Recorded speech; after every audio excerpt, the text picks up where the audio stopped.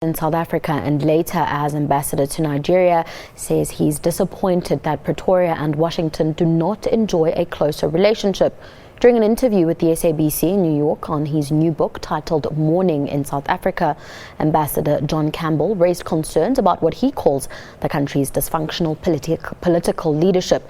Campbell shares his understanding of its leading political parties. He is of the view that the country faces an optimistic future given its strong judicial system, market-driven economy, and a vocal and active civil society. 2011, I bought out my Nigeria book. I asked him why he wrote the book, and in particular, why now? Instead of being the Rainbow Nation, a grand democratic experiment, the construction of a country based on democracy, human rights, and multiracial. Instead, too many Americans were looking at South Africa from the perspective of game parks. Now, game parks are fine, but it's of limited relevance to the greater world. Whereas I think South Africa is of great relevance to the great world, as it were, because, as I argue there, it is an experiment in non-racial democracy, but it's an experiment that's actually working. Thank you.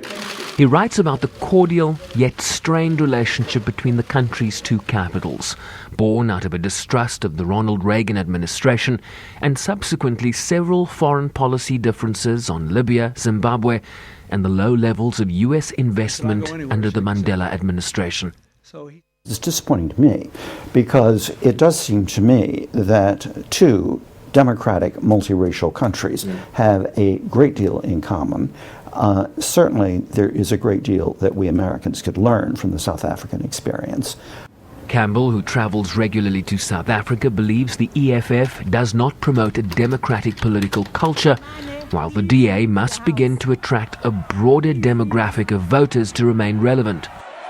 We haven't spoken very glowingly about the ANC's leadership, but is there impressive leadership within the ANC? Yes.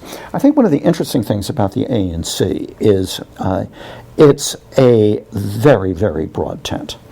One way to think about it is there's an important part of the ANC that is genuinely democratic and genuinely espouses non-racial ideals. It's right there. It's alive and kicking. ANC's big.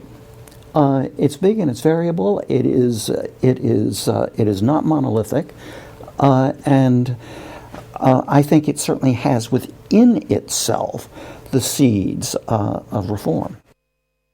Mourning in South Africa, a testament to a strong constitutional democracy where its people and institutions are well placed to weather the headwinds that often accompany politics and governance. Bryce-Pease, SABC News, New York.